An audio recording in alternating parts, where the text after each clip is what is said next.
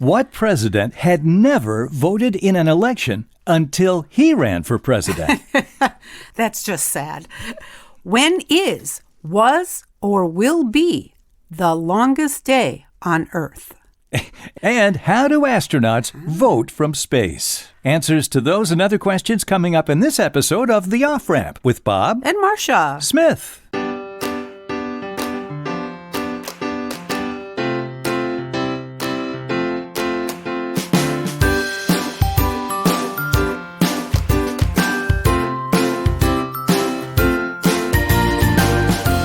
Welcome to The Off-Ramp, a chance to slow down, steer clear of crazy, take a side road to sanity, and have some fun with trivia. Well, we are in election season, presidential election season, and I've got a number of questions about U.S. presidents today. I got one or two. Do you? Okay. Do you want to answer my first one?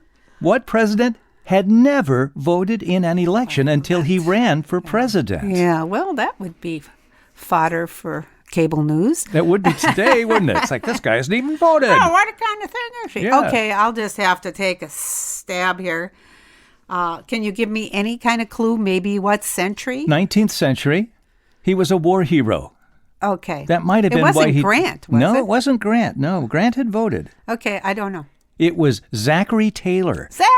Zachary Taylor was a Mexican war hero who served in the Army for more than 40 years, and that's before he went into politics, and he never voted in an election until he was nominated for president. But back in those days, his lack of political ties and his fame as a war hero made him an ideal candidate. So both political parties at the time courted him, the Whigs and the Democrats, and the Whigs won. They got him to work for them, even though they had voted against the Mexican War years earlier. Yeah, well, see, if only he knew he couldn't vote while he was in the military today, he could vote from the moon. Well, there we go. We'll Isn't that one of your questions? That's coming up. Anyway, Okay. Taylor won the election of 1848. Now, since that election, every president has either been a Democrat or a Republican since Since then. 1848. Wow, we need more parties. man. Yeah. And the 1848 contest was also the first presidential election to take place on the same day in every state, and the first one on a Tuesday. Huh. So well, that's a lot of very firsts. significant. And the guy who voted in it and won had never voted for anybody before. That's interesting Zachary info, Taylor. Bob. Yeah. But so is this. Okay. When is, was, or will be the longest day on Earth? When is, was, or will be the longest day I didn't want on to Earth. give it away with my... Yeah, so you're not going to give me any clues, apparently. Well, just pick a day. When is... Okay, tomorrow. How's that? Close. Really? Yes. Okay. The longest day on Earth is always today. What? It does seem that way. Only during COVID. Okay. Okay, and this is from the Guinness Book of World Records. The tidal bulges in Earth's oceans caused by the gravitational effect of the moon are gradually transferring momentum from Earth's rotation to the moon's orbit. And as a result, Earth's rotation is slowing by around 0.0018 second per century. Per century? Well, then you divide that up by 100 years. Oh, my God. Yeah. So it's just And barely getting slower. And each day, it's a tiny bit longer than the day before. Okay. Therefore, the longest day on Earth is always today. Well, that's a great scientific explanation, and that's from the most recent Guinness Book of World Records. Correct. 2021. All right. Hot off the press. Oh, wait a minute. I think we just lost another moment of time.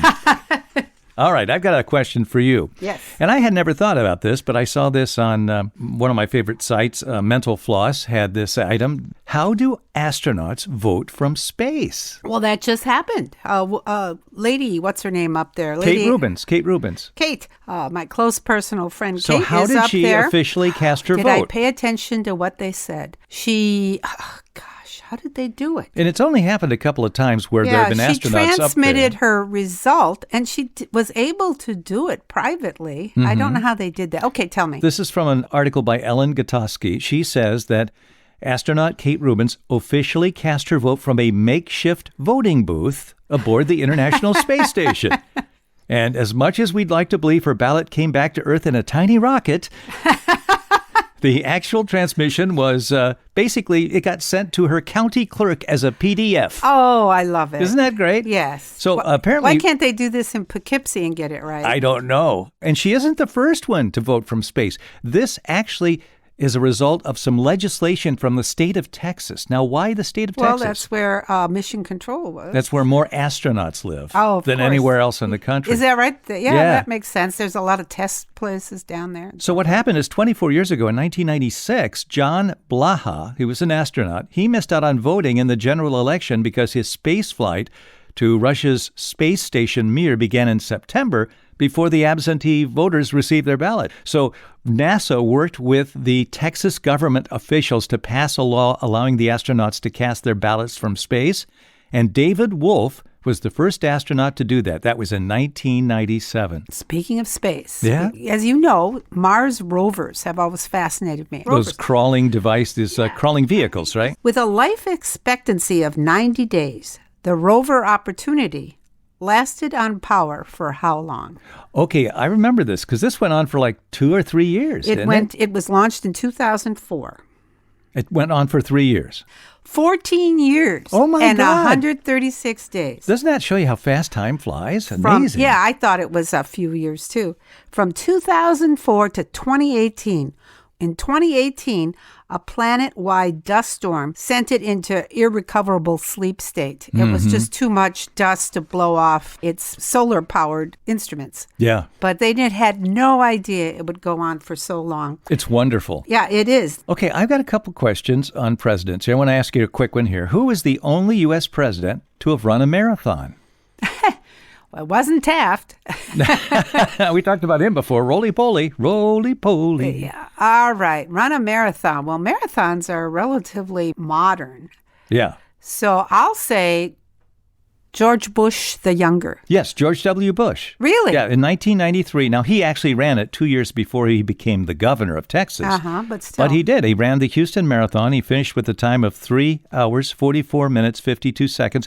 He's the only president to ever run a marathon. Good for me. I recalled from my deep recesses of my brain that he was always ran every morning when he was president. That's right, because he ran with the Secret Service and he ran with members of the military. Yeah. And then after he became ex-president, ran with disabled members of the military who had so cool. And then he painted them. That's right. And then he painted them. Okay, what U.S. president became a congressman after serving as president? Now, that seems like a bring down, doesn't it? You ran the country, now you're going to be a congressman. Well, I think that's wise, especially if you're young, not too old. So what century again are we talking? This is the 19th century. A famous name, although this president himself was not necessarily considered a great president, but a famous name. His father had been president. His father, well, then we're talking...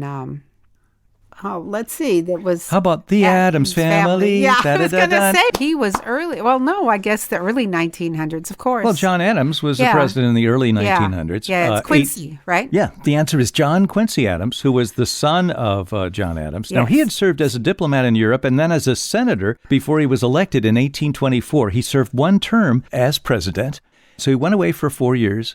Then in 1831, he returned to Washington to serve 17 years in the House of Representatives, and he actually was in public service to the very end of his life. Good for him. In his 17th year in Congress, he suffered a stroke, collapsed on the floor of the House, and died 2 days later. Jeez. So he was really devoted to public service. Yeah. You know? Yeah. Well, very. I knew that answer. It just couldn't jump in my head. Too bad, Marcia.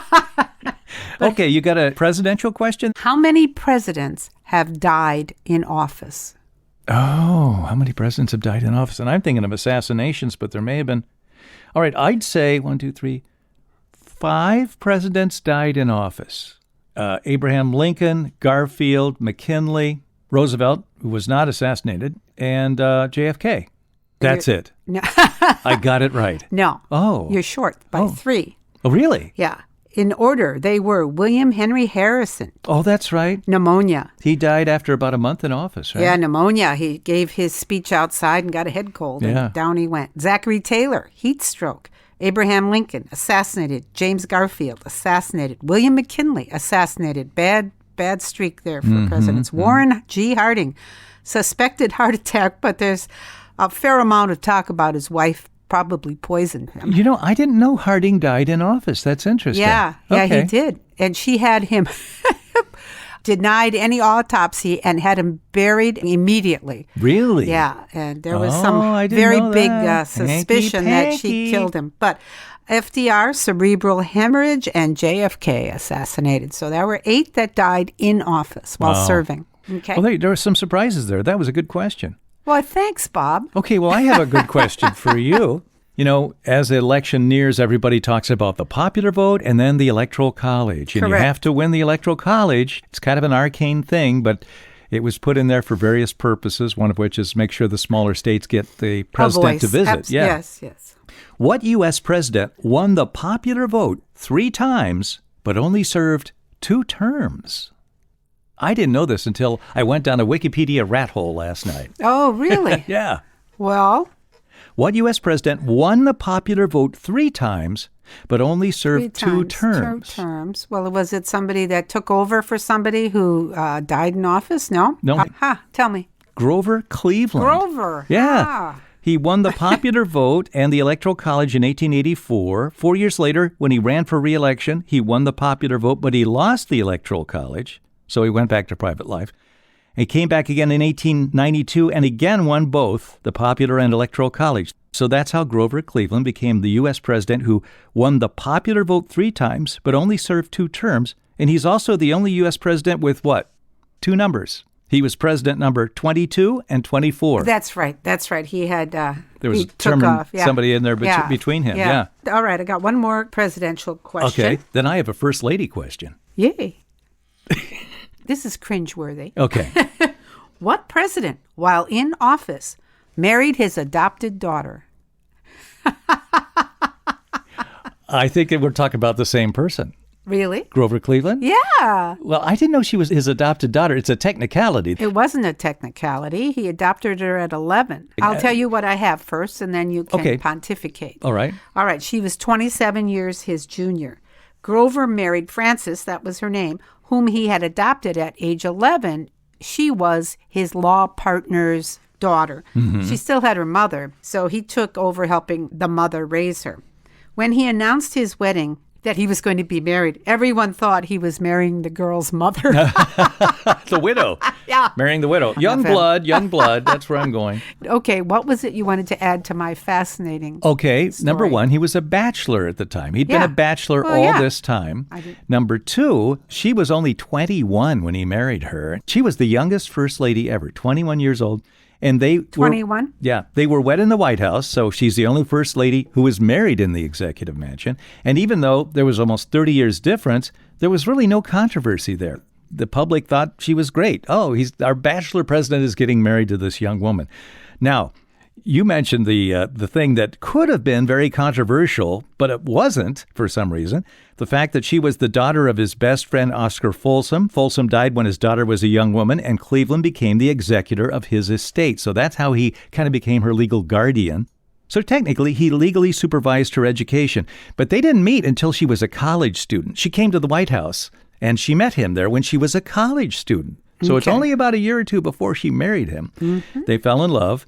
And because Grover Cleveland served 2 non-consecutive terms as president, Frances is also the only first lady who has what? 2 numbers. She was first lady number 22 and 24. Huh. So she has several big distinctions. Youngest first lady, only first lady married in the White House, only woman to be first lady twice as the wife of presidents 22 and 24. Her name was Frances Folsom. That was her name. We both had the question about Grover Cleveland and his wife at the same time. What are the chances of that? Woo! I think that's time for a break now. Okay. All right. You're listening to The Off-Ramp with Bob And Marcia. Smith. We'll be back in just a moment. We're back, and you're listening to The Off-Ramp with Bob And Marcia. Smith. Okay, Bob, what planet? You can see I was very caught up in the solar system this week. I'm anchored to the ground, and you're looking at the solar system. This You're is the trying to last- escape gravity. This is the last question on that. What planet has the shortest day? What planet has the shortest day? I would say Mercury, because it's the closest to the sun, so it rotates around it faster. Yeah, that makes sense. But no, Jupiter. Really? It spins on its axis every 9 hours and 55 minutes, making a day on Jupiter less than half of a day on Earth. Wow, think how many days you could require people to work if they're on Jupiter. It's a little different than Earth. Every month you'll be working 90 days. Another couple president questions. That's fine. Here. Who is the first U.S. president to write a biography of another U.S. president? I'll say, was it after he was out of office? Yes, and here's another clue. He was an author before he was president. He wrote a number of books. Well, it wasn't FDR because he didn't make it out of office. Right. It was before FDR. Okay. It was immediately before FDR. Who was immediately before FDR? You know. Don't nod at me. Tell me a name. I know who. Who? You tell him. You speak Herb? better. Herb Cole. Herbert Hoover. Herbert Hoover. Jeez. Herbert Hoover was an engineer, a mining engineer, but he also had written a number of books. God, I forgot all about him. And after leaving the presidency, he continued writing, and one of his books was The Ordeal of Woodrow Wilson. And that's the first biography of a president written by another president. Well, let's get out of the presidential cabinet and into the kitchen cabinet. Oh, okay. What's the kitchen How's cabinet? that for transition? That's good. This famous kitchen product had sales in the dumpster for the last 5 or 6 years, Bob. The company has literally been on life support until now. Because of the COVID pandemic, its last third quarter profits more than quadrupled. Wow. What is this product? Is it a food product? No. Is it a utensil? Some type No. of device you use? It's not a utensil. An appliance? No. Okay, it's not an ingredient in No. food or not a food ingredient? No. So like there are plates in the cabinet. Yes, I can give you a hint that'll Okay, take that you would right be nice. to it. Okay. This is a famous product. Okay. Yeah. And probably in every kitchen, and it's not sold in stores. Okay. It's not sold in stores, but it's in every kitchen. It might be now, but it didn't used to be anyway. Okay, there's no way I know what this is. Oh, you give up. It was sold at home parties. Oh, Tupperware. That's it. I see, because I think that brand is gone now, isn't it? Or No, they were almost gone, but now their sales have quadrupled. Wow. People are cooking again, and they're saving the leftovers, and it's a whole new world for Tupperware. I'll be darned. Because Tupperware was a big success in the 50s and 60s with the Tupperware parties and all that. Yeah. Okay, ready? Yeah. Okay, I've got a musical question now. Oh. Okay? Forget about the presidential questions, a musical question. Okay. Ready for that? Yeah. Okay, what president played 5 different instruments? I saw that coming, Bob. I saw it coming. Ooh, I'm trying to think. And this was a president in your lifetime. My lifetime. So the last Not necessarily 40 mine, years, but... Oh, no, it's both of our lifetimes, yeah. Okay. Well, You won't believe it. no? Who's the Richard president? Nixon. Richard Nixon, that's Oh, right. really? Yeah. His mother encouraged him to play piano at an early age, and he did. And he went on to learn violin, clarinet, saxophone, and accordion. He even wrote music. And in 1961, he performed a song he wrote on the Jack Paar program. I'll be darned. Yeah, Really? so that's kind of a potential question there. What U.S. president played one of his own songs on a TV show? That's even more obscure. That's interesting. No, I had no idea. Okay, Bob, how deep is the deepest hole man has ever bored into the earth? Deep is the deepest hole. In feet or miles? Okay, I think I read about this. The Russians did it. Am I right about that? Yes. And it seems to me it was like 2 miles deep, 2.5 miles deep, which is amazing to drill that deep into the earth. It is amazing, but not as amazing as 7.5 miles. 7.5 miles? Yeah, and it took, guess how long to do it? I don't know. 19 years. Holy cow. But the Russians stopped boring this hole because, frankly, they got tired, I think. They got I don't know. bored. I think Yeah. they got bored. Well, it was 350 degrees down there and higher in different places. Fahrenheit. Yeah. Wow. And then somebody put a microphone down there and they heard deep rumbling sounds. It got pretty scary. I think that's where I saw this. It was one of those amazing stories, TV things. So there's this rumors that they heard something that they needed to just seal up It the was hole. hell.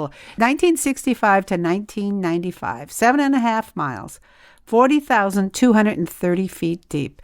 And I don't know what the point was, but there's no plans anyone has to make it to the journey to the center of the earth.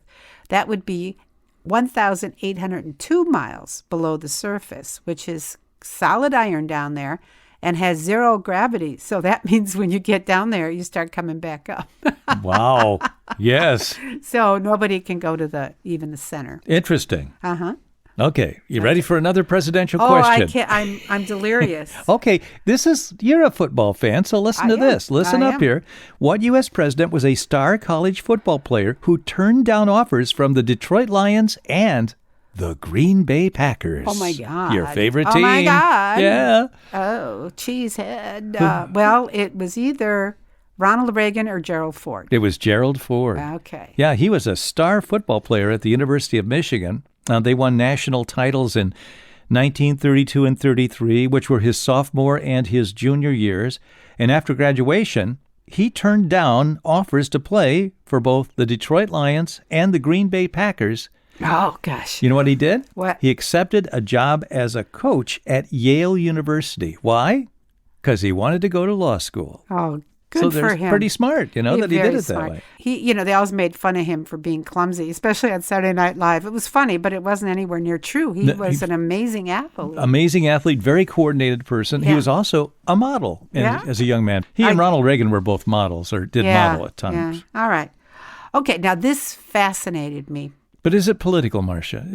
Have I done too many presidential questions today? I think so, but can you die by sinking or drowning in quicksand? Well, that was always the story in those movies we watched as kids, God, wasn't it? It was my biggest fear, Bob. I did too. I had dreams about dying. There was in those quicksand. Tarzan movies. Is that what it was? Somebody always died in the quicksand. And you see their little face going down. Yeah, you see, there's a hat there, a hand, and then a hat, and they're gone. And the fingers are up. I had dreams about that as a kid too. Every time I went into the woods for a hike or something, I was afraid of quicksand. So what's the answer? I don't know. Oh. Yes, I'd say the answer is yes, you can drown. No, you'll actually suffocate. Well, that's a form of drowning. Well, what's the answer, Marsh? The truth is, Bob, it's impossible to die in quicksand. Really? Because quicksand is more dense than the human body. So you won't sink in past your waist, no matter how big or light you are. Unless you just stick your face and breathe into it or something, but just accidental drowning or sinking, you won't. Human density is half the density of quicksand. Huh. Who knew? I didn't know. And how do you get out? You slowly spread your legs. So you're suspended down there. Even if it's 20 feet of quicksand, you won't go past your waist. Huh. So you spread your legs out and then try to bring them towards the surface, and then carefully make your way back to firmer ground. I'll be darned. Who knew? Well, apparently the scriptwriters of those movies we saw didn't know. I mean it. All those I thought that was certain death. You're gone. Yeah. And they can't pull you out because they always let go of the person. Oh, no. Yeah. Sand over their face, and then they're gone. Kind of like Alien. Question, Bob? Is there a question in that? Question, yes. Histrionics? Okay, two more questions. 3 presidents have died on July 4th. Can you name them? 2 I know. And 2 were? Adams and Thomas Jefferson. His frenemy. His frenemy. Yes, yeah. Thomas Jefferson. They died within hours of each other. On the 4th of July. Yeah, and they were each trying to outlive each other. I always found that fascinating. On the 50th anniversary of 1776, another amazing thing. Yes, and there was another one. I read that sometime in my life, and I can't remember who. James Monroe, who was also an early president. Yeah, but he wasn't one of the founding fathers? No, but he was involved in some very early things. For instance, he was a diplomat and helped to negotiate the Louisiana Purchase for Thomas Jefferson. So you know that 3 presidents have died on July 4th. Only 1 president was born on the 4th of July. Who is that? Born on the 4th. This is, I'll give you a hint, Ronald Reagan's favorite president. Everybody else had favorite presidents like Abraham Lincoln and Thomas Jefferson or George Washington, and he liked somebody who didn't talk very much. Silent Cal. Calvin Coolidge? Calvin Coolidge. That was Ronald Reagan's favorite. What do you like about Calvin? Because he didn't talk much, I guess. Anyway, Calvin Coolidge is the only U.S. president who was born on the 4th of July. I'll be down. Shiver me timbers. And one final question of presidents. I did all this research. Okay. I need to use these. What president loved golf so much he actually had black golf balls made so he could play in the winter? That was Eisenhower. No. No? JFK? No. Play in the winter. 20th century, but early 20th century. You never think about him golfing. Okay, who? Woodrow Wilson. Woody. Yeah. He enjoyed daily rounds to stay in shape and relax, especially during World War I, and he even used black golf balls so he could play through the winter. I'll be darned. That's very cool. All Resourceful, right. yes. Should I have a last question here? Absolutely, Marcia. Absolutely. I actually have two. When given a new pen, Bob, to test, what do 97% of the people write? They write their own name. That's correct. I thought I'd give you one. Look, I was thinking of the Constitution. I always remember girls in school, like grade school, they'd always find a boy they liked. Yeah, and they'd write his name. And then their names combined. Yes. Mrs. Jerry Bornheimer or something. That was your boyfriend. What was his name? No, I changed the name. This goes out to millions of people, Bob. Okay, I don't want to we don't embarrass want to him. embarrass Gary Bornheimer. Oh, I'm so sorry. Did I do that? Okay. It was so brief, Bob. Okay. He dumped me really fast. What grade was this? Freshman in high school. Oh, okay. Okay. Do we dream in real time, Bob? No. No, we don't. We dream in dream time. And what is what dream kind of an time? answer is that? Oh, I would imagine it's a condensed period of time because so many different things happen in your dreams and you go in different places. Yeah. You would think so, but no. We do dream in real time. Really? Despite the myths of split-second dreams, because sometimes you think, oh, that was, half of a second or whatever. But dreams can easily go 20, 30, or even 60 minutes. Wow. Especially as the night progresses. They may be only a couple of minutes long at the beginning of the night. At the end, you can have, full Technicolor movies going there. Well, I've had Technicolor dreams, and I've had dreams with credits at the end and theme music. Honest to God.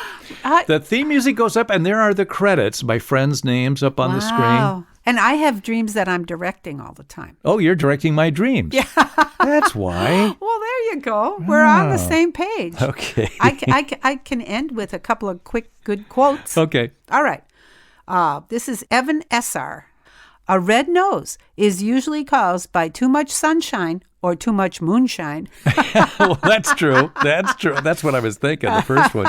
Oh, that's funny. And finally, Hyman Satchel, who we were just talking about this morning. We were? No. Happiness is not having what you want, but wanting what you have. That is a truism in life. And if you can be satisfied with what you've got, even if you would like something else, you're a happy person. That's correct. We hope you've been happy, and we're happy you joined us today. I'm Bob Smith. I'm Marcia Smith. Join us again next time on The Off-Ramp.